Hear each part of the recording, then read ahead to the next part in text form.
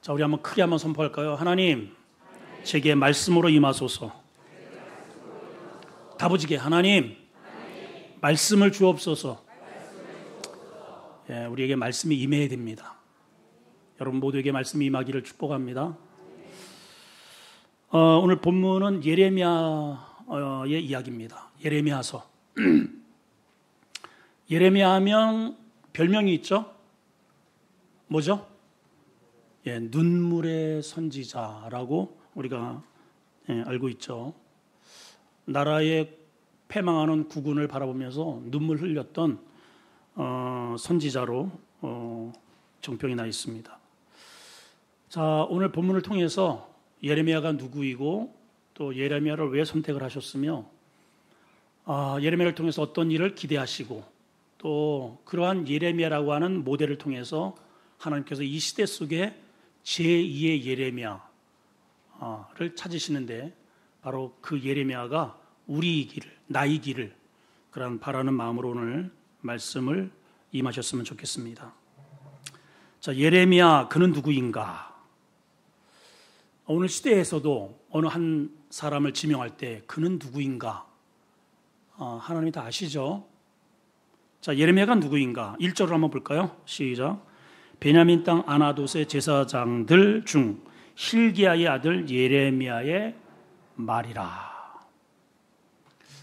만일 여러분들이 어느 자녀나 공중이나 대중에게 여러분들이 말을 한다면 사람들이 내 말을 따를까요? 안 따를까요? 오늘 지금 예레미야의 말이래요. 그런데 앞에 몇 가지 예레미야를 소개를 해놨습니다. 이런 사람의 말이래요. 한 세 가지 측면으로 예레미야가 누구인지를 이렇게 소개하고 있습니다. 베냐민 사람, 12지파 가운데 가장 막둥이, 그리고 초대 사울 왕을 배출했던 그러한 베냐민 출신, 가장 연약한 그런 지파 출신이네요. 아나돗 출신이라고 그랬어요. 아나돗은 지도를 한번 보여주실까요? 예루살렘을 중심으로, 저 예루살렘 보이죠? 바로 오른쪽, 북동쪽, 대략 한 4km에서 4.5km, 그렇게 멀지 않은 곳입니다. 저기가 이제 아나돗인데, 거기 출신입니다. 잠시 후에 아나돗에 대한 역사적 배경을 조금 더 설명을 드리도록 하겠습니다. 가문과 직업을 보면은 제사장으로 되어 있네요. 제사장들 중 hil기야의 아들, 아버지가 hil기야입니다. 자, 그러니까 베냐민 지파이고 아나돗 사람이고 직업은 제사장 가문으로 되어 있습니다.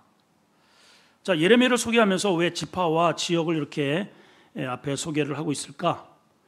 오늘 예레미야가 어떤 사람인지가 바로 이러한 지금 나와 있는 1절과 굉장히 밀접한 관련을 가지고 있기 때문입니다. 자, 먼저 결론적으로 보면 이 가문은 제사장 가문으로이지만은 몰락한 가정이에요. 몰락한 가정. 왜 그런가? 자, 우선 이제 역사로 조금 이제 거슬러 올라가면 다윗 시대서부터 관련이 있습니다. 자, 다윗에게는 부인이 많아요. 부인이 많다는 게 좋은가요? 나쁜가요? 우리 남자들은 야릇한 미소를 짓는데 지금 복잡하죠. 다윗에게는 이제 미갈, 사울의 딸서부터 미갈, 아비가일, 아히노암, 마아가 등등등등 해가지고 9명이나 돼요. 9명. 좋았을 것 같아. 근데 그만큼 또 복잡합니다. 또 당연히 여기에서 나오는 자녀들이 많겠죠. 그래서 여러분들이 아는 이름도 있겠지만 대부분 잘 몰라요. 첫째 아들이 암논, 둘째 아들이 다니엘, 셋째 아들이 압살롬, 넷째 아들이 아도니야 등등등등 해가지고 무려 자녀가 19명이에요. 별로 놀라지도 않는구나. 우리 성도들은 어떤 얘기를 해야 한 190명 해야 놀라나? 19명. 아들만이에요, 아들만. 딸은 그만두고라도. 자, 결론이 무엇이 지금 예상이 되느냐 하면은 왕권 다툼이죠. 왕권 다툼. 일단은 맨 맞이 암논이 자기의 이복 여동생을 강간을 해버리죠. 그러니까 자격 미달. 그러니까 계속 이렇게 또 셋째 압살롬은 모반을 했습니다. 여기 이제 오늘의 주인공과 밀접한 관련이 있는 넷째, 이 핫깃 사이에서 태어난 아들이 아도니아인데 아도니아도 반역에 가담을 합니다. 그러니까 아주 치열한 이러한 왕권 전쟁, 전투가 막 이루어졌습니다. 근데 결국은 자기들이 이렇게 싸운다고 해서 왕위를 물려받은 것도 아니고, 하나님은 누구에게 왕위를 물려줬냐면은 우리가 잘 아는 대로 밧세바. 그래서 첫 번째 그 간음으로 통해서 낳은 아들은 죽죠. 그리고 그 다음에 두 번째 아들이 솔로몬입니다. 전혀 예상지도 않았던, 염두도 할 수 없, 자격도 안 되는 그런 솔로몬에게 하나님은 왕권을 물려주셔요. 자, 그런데 아까 넷째 아들 핫깃의 아들, 이 부인이죠. 네 번째 부인 핫깃이라고 하는 여인을 통해서 낳은 아들이 아도니아인데, 이 친구가 이제 아버지 일을 축출하고 자기가 왕이 되려고 모반을 합니다. 근데 이때에 대제장이 누구였냐면 아비아달이라고 하는 대제사장이 아비아달이에요. 이 친구가 영적으로 깨워서 그러한 모반을 중단을 시키고 엄하게 이렇게 꾸짖고 한 게 아니고 그 모반 편에 가담을 해서 함께 늘뜨기를 합니다. 결국은 이제 이러한 역적 모임이 모반이 원래 이제 이게 쿠데타는 그렇잖아요. 성공하면은 이게 애국이고 영웅이고 실패하면은 역적이고, 결국은 이제 실패로 돌아갔습니다. 근데 다윗은 자녀들이 그렇게 서로 형제간에 이런 살인극이 벌어지고 간음이 벌어지고 아비 등에다가 칼을 꽂고 이런데도 후반기에 들어서 자녀들에게 이렇다 저렇다 이야기를 안 해요. 왜 그럴까요, 여러분? 그게 바로 밧세바 간음 사건 때문에 영성이 완전히 스크래치가 된 거죠. 여러분, 믿음의 부모가 하나님의 말씀의 자리를 떠나면 자식이 잘못을 해도 할 말이 없어집니다. 그래서 여러분, 뭐가 힘이다? 거룩이 힘이에요. 따라합니다. 거룩이 힘이다. 거룩이 힘이에요, 여러분. 거룩하시길 바랍니다. 자, 어쨌든 다윗 시대에는 아무런 처결을 내리지 않아요. 모반을 해도. 자, 이제 솔로몬이 왕권을 잡았습니다. 솔로몬은 결격 사유가 없잖아요. 자, 그래서 자기 아버지를 모반하고 그 다음에 왕권을 찬탈하려고 했던 그 모든 족속들을 다 추방을 합니다.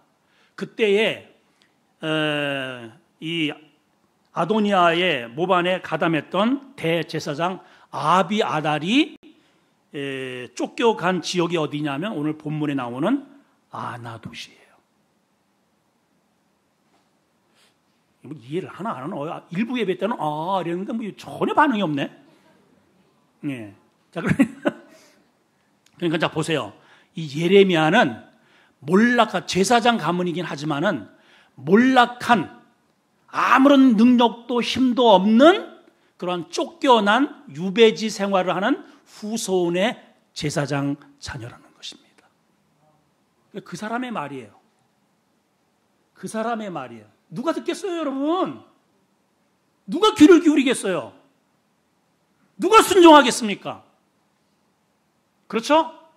근데 그 사람에게 여호와의 말씀이 임하니라 이렇게 돼 있어요.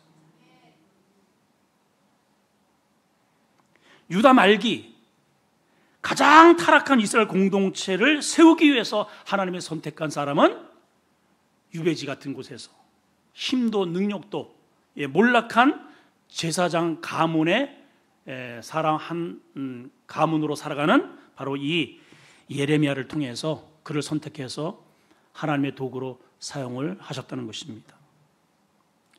자, 예레미야가 어떤 사람이었길래 하나님께서 저 예루살렘에 출중한 학식 있는 사람들을 다 제쳐두고 예레미야를 선택을 해서 하나님의 도구로 사용을 하셨을까?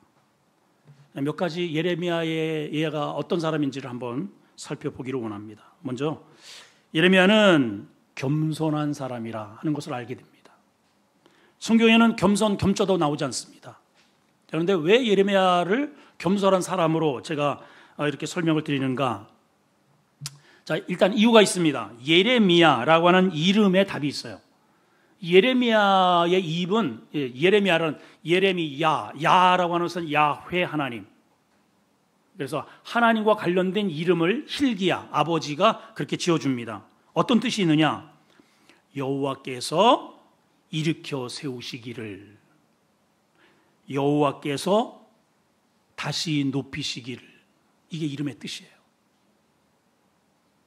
그러나 hil기야가, 아버지가 지금 가문이 그 윗 선조 때에 모반에 가담을 해서 하나님의 질서를 무너뜨리고, 그렇게 해서 힘의 논리에 의해서 자기들이 정권을 찬탈해서 뭔가 한 시대를 풍미하려고 그렇게 어둠의 눈을 떴다가 하나님의 징계를 받아서 지금 예루살렘에서 쫓겨나서 저 구석지에서 지금 웅크리고 있거든요. 자, 이들의 표정이 어떨까요, 여러분? 이 아버지나 이 예레미야가 그러한 사실을 알고 어떻게 할까요? 지난번에 우리 여름 수련회 때에 영월을 갔죠. 김삿갓 마을을 우리가 탐방을 했습니다. 거기 이제 이렇게 기록을 이렇게 쭉 보면은 김병현이라고 하는 이 양반이 가서 이제 거기에서 영월 그 관할에 가가지고 하나의 이제 명제를 받죠. 그래가지고 잘 일필지화해가지고 막 멋들어지게 해서 장원급제를 합니다. 장원급제를 했는데 나중에 알고 보니까는 자기의 외조부가 과거에 국가에 대한 모반을 냈다가 실패를 해가지고 축출을 한 그러한 내용인 거예요. 그러니까 조상을 욕되게 했다. 그래서 내가 어떻게 이 장원급제를 해서 얼굴을 낯을 들고 다니겠느냐. 그래서 하늘을 들 수 없다. 그래가지고 삿갓을 쓰고 평생을 떠돌아 방랑으로 살았다고 그러잖아요. 예레미야가 바로 그런 사람이에요. 과거 선조의 잘못으로 인해서 고개를 들 수 없어요. 그러니까 예레미야의 이렇게 표정을 보게 되면은 눈에 힘이 없어요. 자, 옆 사람 한번 쳐다봅니다. 눈을 한번 보세요. 눈 어때요? 눈을 보면 그 사람 눈 속에 도끼가 있는지 선한지 악한지 믿음이 있는지 없는지 이건 눈에 다 나타나요. 벌써 일단은 화가 나가지고 부부 싸움 딱 한 다음에 화장실에 가서 여러분 눈을 이렇게 딱 쳐다보면 거기에 마귀 새끼가 들어있어. 거기다. 그 눈이 마귀야. 마귀. 내가 아니에요. 눈이 무서워. 저희 아버님도 막 그냥 도끼를 저를 막 휘두르고 막 이놈의 새끼 죽여버린다고 해가지고 저를 이렇게 쳐다보는데요. 야, 우리 아버지가 아니네 하는 섬뜩한 생각이 들더라고요. 자, 이 가문은 몰락의 가문입니다. 제사장은 제사장이고 더군다나 예루살렘과 불가지척입니다. 예루살렘의 소식을 날마다 들어요. 하나님의 제장들이지만 하나님의 말씀으로 살지 않고 우상 숭배하고 엉터리 방터리 신앙생활 한다는 것을 늘 듣지만 그들에게 말을 한마디도 할 수 없는 힘 잃어버린 목회자라 이 말이에요. 그러니까 늘 만나면 먼저 고개부터 숙여집니다. 눈을 똑바로 사람을 이렇게 쳐다보지는 않아요. 못해요. 무슨 말이죠? 조상의 죄로 인해서 살아가는 그러한 마음 가운데 늘 우리 조상이 그렇게 하나님을 대적을 하고 질서를 무시해서 이렇게 유배지에서 생활을 하는 그러한 네임배를 가지고 늘 고개를 숙이고 엎드려서 하나님의 긍휼을 다시 하나님께 쓰임받기를 하나님께서 다시 그 은혜를 주시기를 바라는 겸손의 자세로 엎드려 있었다 이 말입니다. 하나님은요 겸손한 자를 쓰셔요. 눈에 힘이 들어가 있는 사람, 말에 날이 서 있는 사람, 그 사람들은 지금 예루살렘에 가득 쳐 있습니다. 하나님은 거기에 가서 고르지 않더라고요. 기억하셔야 합니다, 여러분. 두 번째는 좀 생소한 말이긴 하지만 정념의 사람이었습니다. 따라합시다. 정념의 사람이 되자. 어떤 의미일까 한번 봅시다. 2절 3절입니다. 시작. 아몬의 아들 유다 왕, 다시 읽으세요. 시작. 아몬의 아들 유다 왕 요시아가 다스린 지 13년에 여호와의 말씀이 예레미야에게 임하였고, 요시아의 아들 유다 왕 여호야김 시대부터 요시아의 아들 유다의 왕 시드기야의 11년 말까지, 곧 5월에 예루살렘이 사로잡혀 가기까지 임하니라. 예레미야에게 하나님의 말씀이 임해서 언제까지 하나님의 말씀이 임하여 사역을 쓰임을 받았는지에 관련된 이야기입니다. 자, 우선 보게 되면 예레미야를 소개하는데 뭐라고 소개하냐면은 이렇게 돼 있어요. 2절에 아몬의 아들 유다 왕 요시아가 다스린 지 13년. 여러분, 북이스라엘은 이미 멸망했습니다. 이 당시에 북이스라엘은 히스기야 왕 때에 멸망했어요. 그리고 이제 그 뒤로도 히스기야는 이제 종교 개혁을 단행을 하죠. 그래도 믿음으로 아수르를 물리치고, 어쨌든 아수르가 북이스라엘을 멸망을 시키고, 히스기야 때에 사내립을 이끌고 대군을 이끌고 예루살렘을 포위했다가 시드기야가 그 편지를 하나님 전에 이렇게 쫙 펼쳐놓고 간곡히 기도하면서 무찌르잖아요. 어쨌든 히스기야는 정신을 차려서 믿음으로 어쨌든 정치를 잘 했습니다. 근데 그 아들이 누구냐 하면은 므낫세라는 사람입니다. 그리고 므낫세의 아들이 아몬이에요. 오늘 이거 아몬 나오죠. 아몬드 아몬 말고요. 이게 먹을 거 생각하지 마시고. 자, 그런데 역사를 보게 되면은 북쪽에도 아합이라고 하는 아주 사악한 왕이 있었지만은 남북을 통틀어서 가장 폐륜화, 가장 하나님을 경록케 한 사람이 누구냐면 므낫세라고 하는 왕이에요. 그 어떻게 그 훌륭한 아버지 밑에서 그런 폐륜화가 나왔을까? 이 므낫세 때에는요, 하나님의 율법을 찾아볼 수가 없어요. 그게 언제 발견되느냐? 그 아들 아몬, 그 손주 이 요시아가 성전을 청소하다가 그 구석대기에서 율법책을, 이렇게 두루마리 율법책을 발견해요. 그러니까 그 수대 왕에 걸쳐서 하나님의 율법을 볼 수 없을 만큼 아무렛 시기를 보냅니다. 그 유명한 이사야 선지자를 톱으로 산자로 켜서 죽인 사람이 므낫세예요. 자, 그러면 아몬, 여기 등장하는 아몬이 정신을 차려서 믿음으로 살아야 할 텐데 그 아버지의 그 폐륜을 그대로 물려받네요. 본 게 그거니까. 그래서 여러분, 자녀들에게 믿음으로 살아가는 것을 잘 보여주셔야 합니다. 여러분, 굉장히 중요한 것이죠. 산교육입니다.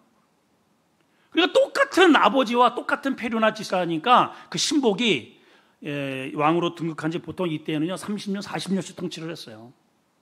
그런데 불과 등극한 지 2년 만에 신복에게 죽음을 당하죠. 아몬이. 그리고 어린 나이에 왕으로 등극을 한 사람이 오늘 본문의 요시아입니다. 요시아가 왕으로 등극한 나이가 몇 살이냐? 8살이에요.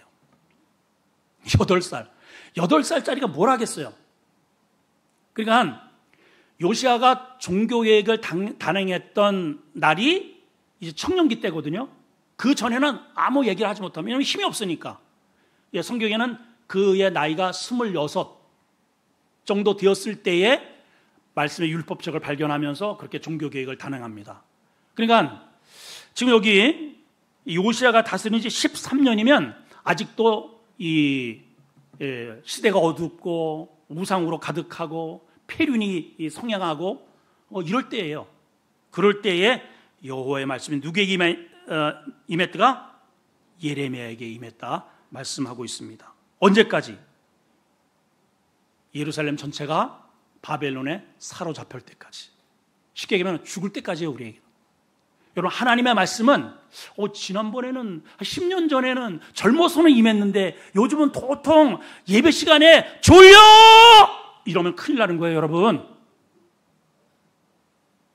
여러분, 이 시간 졸다 가면 안 됩니다. 하나님의 말씀이 매주 매 순간 임해야 돼요, 여러분. 하나님의 말씀이 옛날이요, 예전에는 임했는데 요즘에 전혀 들리지 않는 성도들이 꽤나 된다 그래요. 안 됩니다, 여러분. 자, 그런데 우리가 좀 주목해야 할 것이 있어요. 이 당시에 지금 두 번째 예레미야가 누군가를 지금 보고 있는 거예요. 누구인가? 첫째는 겸손한 사람이다. 두 번째는 정념의 사람이라고 그랬어요. 자, 여호와의 말씀이 예레미야에게 임했다 그랬는데 어떤 식으로 임했을까요? 예레미야 야으 너는 받아 적어 라으라 이렇게 말씀으로 임했을까요? 글자로 임했을까요? 어떻게 임했을까요? 예, 이 당시에는요 글자나 음성이나 뭐 이런 거로 또박또박 이렇게 그렇게 임하는 게 아니고 하나님의 마음을 느끼도록 임하는 거예요. 다시요, 여러분 잘 보세요. 하나님의 마음을 어떻게 한다고요? 그 하나님의 마음을 느끼도록. 지금 하나님의 마음이 어떤지를 이 제사장이 그 마음을 이렇게 느끼는 거예요. 하나님의 마음을. 오늘날에는 그것을 성령의 감화, 감동이라고 하는 거예요. 아멘이죠? 하나님께서 우리의 마음에 감동을 주셔요. 아, 내가 선교를 해야 되겠다. 예, 엊그저께도 이렇게 어떤 권사님하고 대화를 하는데 갑자기 어떤 선교사님 그분이 생각이 난다는 거예요. 그 정황을 좀 알고 싶다 그래서 전화를 해서 알려드렸습니다. 그렇게 감동을 주셔요. 그게 하나님의 느낌인 거예요. 자, 그럼 한번 잘 보세요. 하나님의 그 마음을 느꼈어요, 이 선지자가. 그러면 말씀을 성도들에게 이렇게 전해야 되잖아요, 백성들에게. 그러면 그 전할 때의 도구가 뭐냐? 이 사람의 표현력, 목소리. 그죠? 이 전하는데 떼가지고 뚝뚝 이래가지고 백성들이 먹었어요? 예? 이 사람의 표현력이 좋아야 돼. 또박또박 해야 돼요, 여러분. 제 목소리가 어때요? 또박또박 하잖아요. 졸면 안 되지. 두 번째는 뭐냐? 인격입니다. 전하는 자의 인격.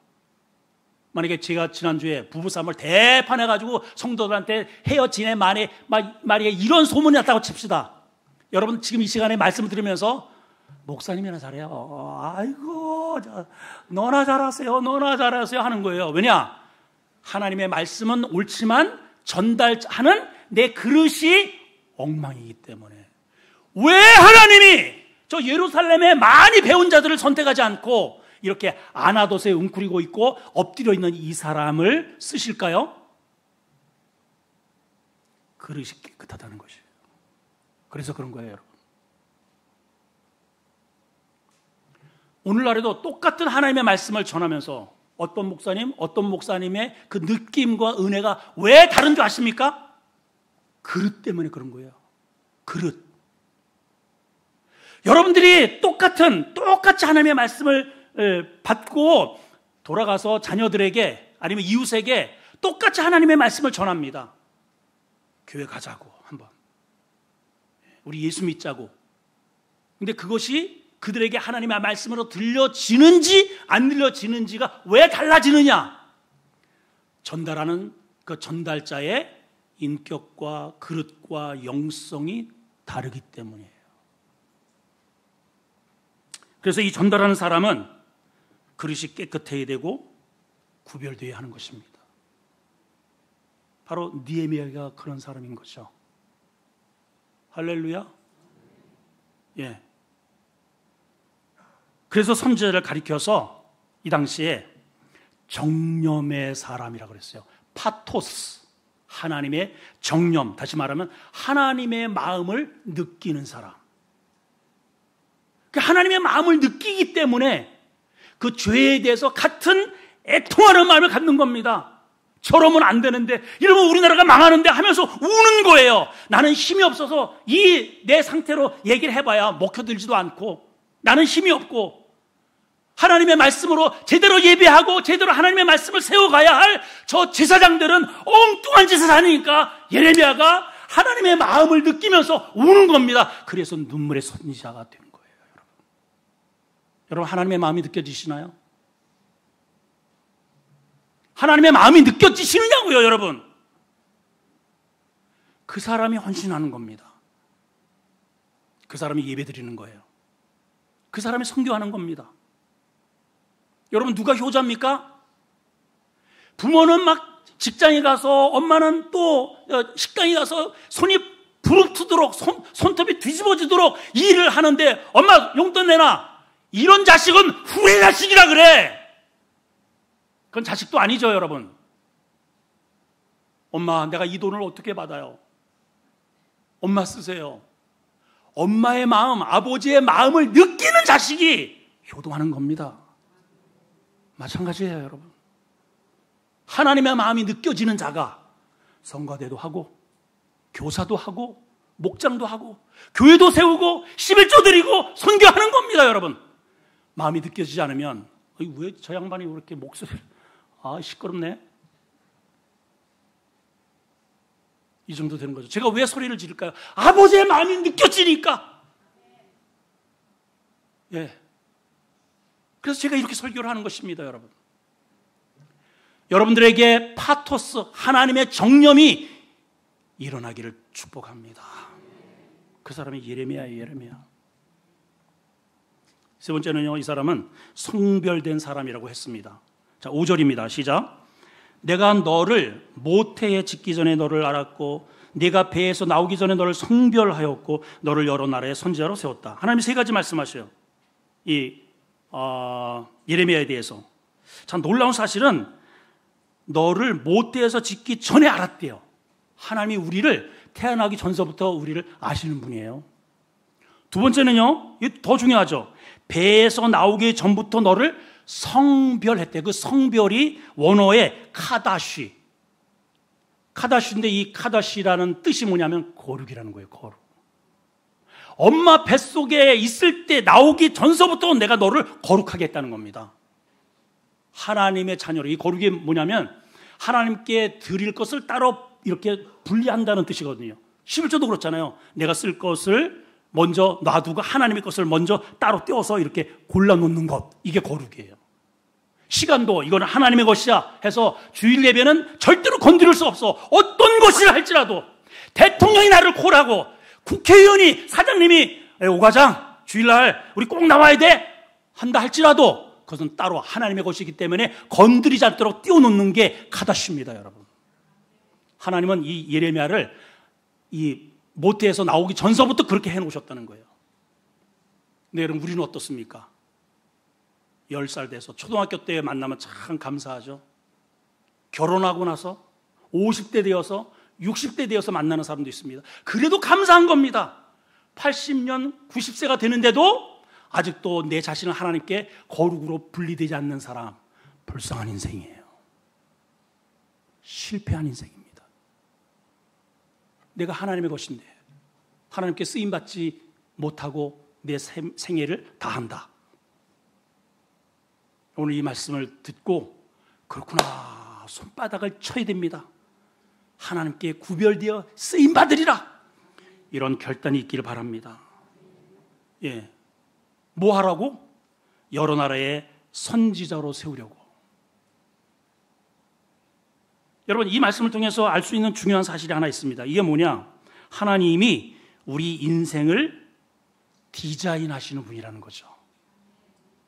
그죠? 성경 말씀에도 잠언서에 이런 말씀 있잖아요. 사람이 머리로 자기의 생각으로 앞길을 계획한다 할지라도 그 걸음을 직접 뚜벅뚜벅 인도해 가시는 분은 여호와라 그랬어요. 그래서 하나님은 역사의 주관자이십니다. 예, 우리가 모태에서 태어나기도 전에 우리를 성별하셔서 우리에게 이 길을 걸어가기를, 거룩한 길을 가기를, 믿음의 길을 가기를, 하나님의 역사를 이루는 길을 가기를 하나님이 기대하시는 거죠. 여러분도 이 거룩한 길에 동참하는 은혜가 있기를 축복합니다. 예, 자, 예레미야는 이런 사람이었단 말이죠. 첫째는 어떤 사람이요? 겸손한 사람. 두 번째는요? 정념의 사람. 세 번째는 구별된 사람, 성별된 사람. 자, 그런데 이제 하나님의 이러한 부르심을 받았을 때 예레미야가 반응을 보입니다. 아이고, 하나님, 제가 이렇게 시골에서 찌그러져 있는데 저 같은 사람의 말을 누가 들어주겠어요, 하나님? 저는 어린아이라 말도 못합니다. 이렇게 해요. 그래서 하나님께서 예레미야에게 뭐라고 말씀하시느냐? 인간적 조건은 문제되지 않는다. 따라합니다. 인간적 조건은, 크게 하세요. 인간적 조건은 문제되지 않는다. 문제되지 않아요, 여러분. 인간적 조건은 사람은 따집니다. 사람은. 근데 하나님은 인간적 조건은 문제 삼으시지 않아요. 자, 말씀 봅시다. 이제 6절 7절입니다. 시작. 내가 이르되 슬프도소이다. 주 여호와여 보소서. 나는 아이라 말할 줄을 알지 못하나이다. 그러니까 하나님이 뭐라고 대꾸하시는가? 7절 시작. 여호와께서 내게 이르시되 너는 아이라 말하지 말고, 그리고 뭐라고 해요? 내가 너를 누구에게 보내든지 너는 가서 내가 무엇을 명령하든지 내 명령대로 전해라. 할렐루야. 예, 여기 아이라고 쓴 히브리어는 원래는 이제 유아기서부터 청정기까지 다 아우르는 그런 말이에요. 나르라는 단어인데 똑같은 말이에요. 그러니까 학자들은 지금 이 예레미야를 부를 시기가 한 20대 초반으로 보고 있습니다. 그냥 어린아이가 아니죠, 사실은. 근데 왜 느헤미야가 나는 어린아이라고 이렇게 넋두리를 할까? 아까도 얘기했지만은 요시아가 종교개혁을 단행한 때가 자기가 등극을 한 총 31년 동안 통치를 하는데 이제 8살에 이제 등극을 했으니까 뭐 벌써 한 10년이 지났어도 18밖에 안 되잖아요. 그래서 18년이 지난 26살이 되었을 때에 그때에 성전에서 율법을 발견하면서 종교개혁을 단행합니다. 그러니까 이 예레미야가 부름을 받았을 때에는 아까 말씀에 뭐라고 되어 있냐면 요시아 왕 몇 년? 요시아 왕 몇 년? 13년. 그러니까 요시아가 종교개혁을 단행하기 아직 이전이에요. 그러니까 요시아 왕도 제대로 하지 못하는 일을 저기 총구석에서 지금 더군다나 몰락한 제사장 가문의 그러한 무명의 이러한 제사장의 말을 누가 믿어주겠어요, 여러분? 그러니까 나는 아이라 말할 줄은 모른다는 말은 하나님 제 말은 아무도 누구도 귀에 들어주지도 않고 귀를 기울이지도 않고 설득력이 없습니다, 이런 뜻이에요. 하나님이 뭐라고 말씀하십니까? 너 그런 말 하지 마. 나의 일은 네가 하는 게 아니야. 너는 그냥 도구고 아멘 하면 돼. 내 일은 내가 한다. 이거예요, 여러분. 여러분, 우리가 주의 일을 하면서 많이 착각을 합니다. 하나님의 일을 내가 하는 거로 생각을 해요. 아닙니다, 여러분. 우리는 그냥 통로고 도구일 뿐이에요. 아멘이죠? 하나님의 말씀을 다시 한번 잘 한번 보세요. 너는 아이라 말하지 말고 내가 너를 누구에게 보내든지 가며 내가 내게 무엇을 명령하든지 너는 말해라. 자, 8절 시작. 너는 그들 때문에 두려워하지 말라. 내가 너와 뭐한다? 함께하여 너를 구원해 내리라. 임마누엘, 하나님이 우리와 함께 하시면 된다, 이 말이에요. 그래서 역사 속에도 보게 되면 애굽에서 노예 생활을 했던 이스라엘 백성들을 구출해내는 일에 있어서 젊고 용맹 있고 싸움 잘하는 그러한 장수가 아니라 80세 된 늙은, 기운이 쭉 빠진, 다만 내면에 하나님의 영으로 충만하고 겸손한 모세를 들어서 쓰시더라, 이 말이에요. 예수님도 이 땅에 오셔서 당신의 제자들을 이렇게 선택하는 과정 속에 똑똑하고 공부 많이 하고 박사학위 가지고 있는 사람들은 예루살렘에 수두룩합니다. 근데 거기에 가서 단 한 명도 채용하지 않아요. 대부분 다 세리들, 저 갈릴리 호수를 벗삼아서 고기 잡아서 하루하루를 살아가는 그런 무식한 어부들을 주로 선택을 하십니다. 무슨 차이일까요, 여러분? 하나님 왜 이렇게 하실까요? 저 공부 많이 한 똑똑한 저 친구들은 하나님께서 아무개야 가라 그러면은요, 아멘이 그만 안 나와요. Just a moment. 잠깐만 기다려보세요, 하나님. 제가 기도해 보고요. 아니, 응답자가 나야. 가라고. 아니, 알았어요, 하나님. 잠깐만 기다려. 아니 왜 하필 접니까? 거기 가려면은요 돈 많이 들어요. 위험해요. 또 가가지고 제가 간다고 해서 뭐 이 일이 해결이 되겠습니까? 이게 머리가 원체 많이 들어가지고 머리가 잘 돌아가. 머리가 하나님의 일은 내 머리가 돌아가가지고는 아무것도 안 됩니다. 그래서 쓰실 수가 없어요. 근데 이 어부들은 든 게 없어. 가라. 그러면은 알겠습니다. 가다가 불편할지언정 일단 가라면 그냥 가는 거예요. 따라 팔로우 미 하니까 배와 그물 뭐 자식 싹 버리고 그냥 쫓아가잖아요. 여러분 믿음은 단순해야 합니다. 따지지 마세요. 묻지도 따지지 말고. 하나님 이런 사람 좋아하셔요. 그게 누구냐? 이 시대 속에 예레미야입니다. 예레미야. 스가랴 4장 6절 한번 읽어볼까요? 하나님이 쓰시는 방법입니다. 시작. 그가 내게 대답하여 이르되 여호와께서 스룹바벨에게 하신 말씀이 이러하니라. 만군의 여호와께서 말씀하시되 이는, 자 여기서 이는 이스라엘 백성들이 회복이 되어 스룹바벨을 통해서 제2성전을 짓잖아요. 그럼 다 폐허가 됐습니다. 이거는 도저히 임파시블, 불가능해요. 불가능. 예, 다들 그렇게 생각하고 있어요. 그런데 뭐라고 하나님이 말씀하시느냐? 이는 힘으로 되지 않고 능으로 되지 않고. 우리는 힘이 있어야 되고 능력이 있어야 되고. 우리는 그렇잖아요. 힘이 있어야 되고 능력이 있어야 되고 돈이 있어야 되고 그래야 우리는 움직여요. 근데 하나님은 힘으로 능으로 아니래요. 뭐로 돼요? 하나님의 영으로 되느니라. 그 하나님의 영으로 지금 그 하나님의 영을 끌어안고 그 타락하는 이 예루살렘을 바라면서 눈물로 기도하고 그 하나님의 영으로 충만히 느끼는 정념의 사람이 누구냐? 우리 수원 아름다운 교회 성도이기를 축복합니다. 그 사람이 바로 예레미야예요. 예레미야.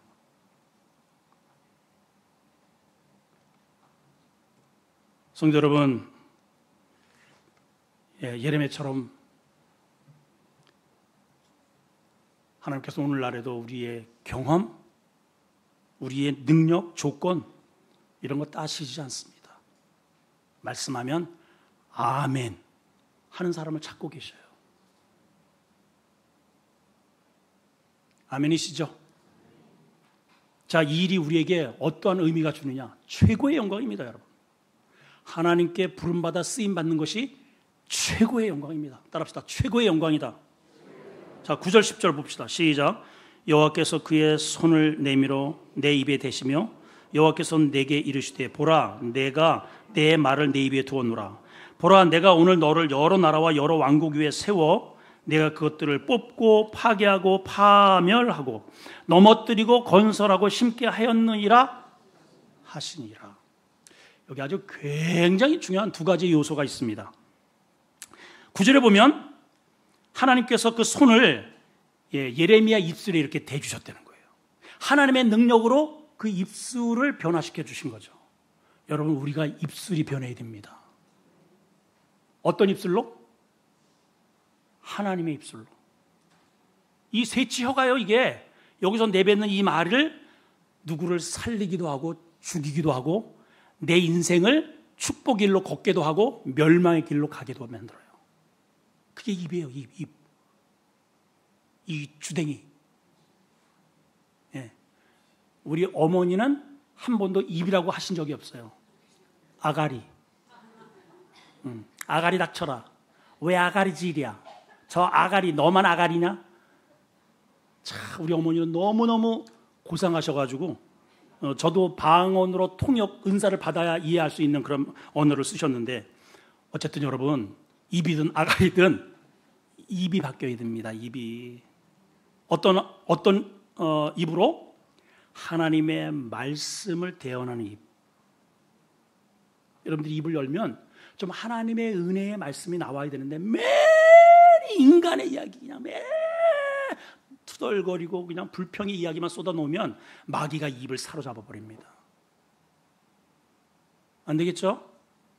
두 번째의 중요한 메시지는 10절의 중간에 이렇게 돼 있어요. 세워. 따라합시다. 세워. 예. 이 세움 받았다고 하는 것은 부름을 받았다는 뜻이에요. 부름을 받았다. 하나님께서 가장 이 당시에 최고의 고위 관직을 세우실 때 이 똑같은 단어, 파카드라는 단어를 쓰셨습니다. 가장 낮은 자리에 있는 이 예레미야를 하나님께서 때가 되니까 딱 세우시는데 최고의 높은 위대한 은혜의 자리에 세우시더라 이 말이죠. 두 가지 일을 하게 하십니다. 오늘 하나님께서 여러분들을 불러내셔서 동일하게 우리에게 기대하시는 게 두 가지입니다. 하나는 뭐냐? 하나는 뽑는 일, 부수는 일. 따라합시다. 뽑자, 부수자. 뭐를 뽑고 뭐를 부숴야 될까요? 이 당시에는 실질적으로 바스월, 하나냐, 거짓 선지자, 부패한 제사장, 사악한 독초 같은 하나님의 우상으로 여호야김 이들을 이 예레미야 선지자를 통해서 다 뽑아버리셨어요.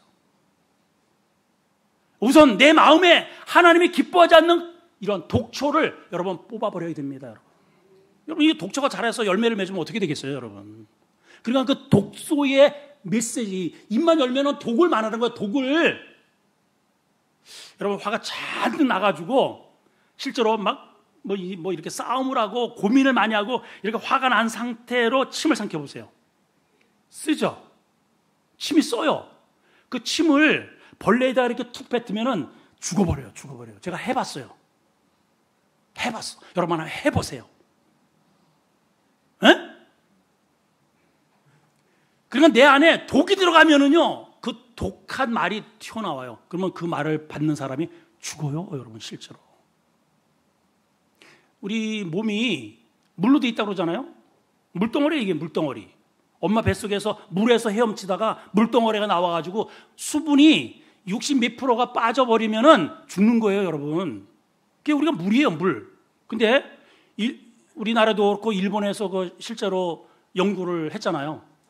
육각수라고 해서 여기 물이 있습니다. 물에다가 아이고 너무너무 이쁘네, 사랑해, 고마워, 땡큐 해가지고 그렇게 해서 이제 물을 현미경으로 이렇게 조사를 했더니 그냥 육각수예요. 육각수.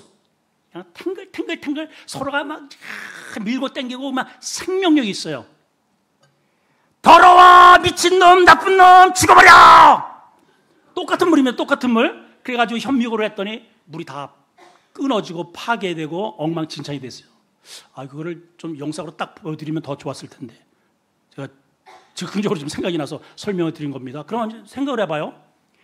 누구 옆 사람한테 사랑해요, 너무너무 좋아요, 기뻐요 하면은 물덩어리잖아요. 이 사람이 옆에가 물덩어리. 부인한테, 자식한테 아이고 이뻐, 사랑해 하면은 그 자식이, 남편이, 이 아내가 이 피부가 왜 부인이 왜 이게 화장이 안 먹느냐, 왜 안 먹겠어요, 여러분? 그게 얼굴이냐? 그게 몸매냐? 아이고 놀고 있네. 맨 저주 같은 이야기만 하니까는 이 정답 물인데 파괴가 되어서 이게 뜨는 거예요. 이게 화장이 떠. 여러분 생명의 언어로 바꾸세요. 옆 사람 한번 인사합시다. 사랑합니다. 축복합니다. 자, 이런 말 하세요. 저를 만난 걸 행복으로 여기세요. 좀 뜨끔합니까? 예, 그렇게 드셔야 돼요. 저를 만난 걸. 저는 자신 있게 말할 수 있습니다. 여러분, 우리 수원 아름다운 교회를 만남을 행복으로 여기십시오. 저는 자신 있게 말씀드릴 수 있어요. 왜냐? 제가 하나님을 그렇게 만났고 그 정념으로 목회하기 때문입니다. 오늘도 하나님께서 제2의 예레미야를 찾고 계셔요. 겸손한 사람, 하나님의 마음을 느끼는 사람, 그것 때문에 우는 사람. 오늘도 그 사람을 통해서 우리 교회를 세워가기를 원하시고 여러분 가정을 회복하기를 원하셔요. 깨어진 부부의 관계, 자녀와의 관계, 성도와의 관계, 이 암울한 시대를 밝히는, 그래서 뽑을 건 뽑고 그 다음에 다시 세울 건 세울 수 있는 그런 사람을 필요로 하십니다. 바로 그 사람이 여러분들이 되시기를 주의 이름으로 축복합니다. 기도하겠습니다. 하나님,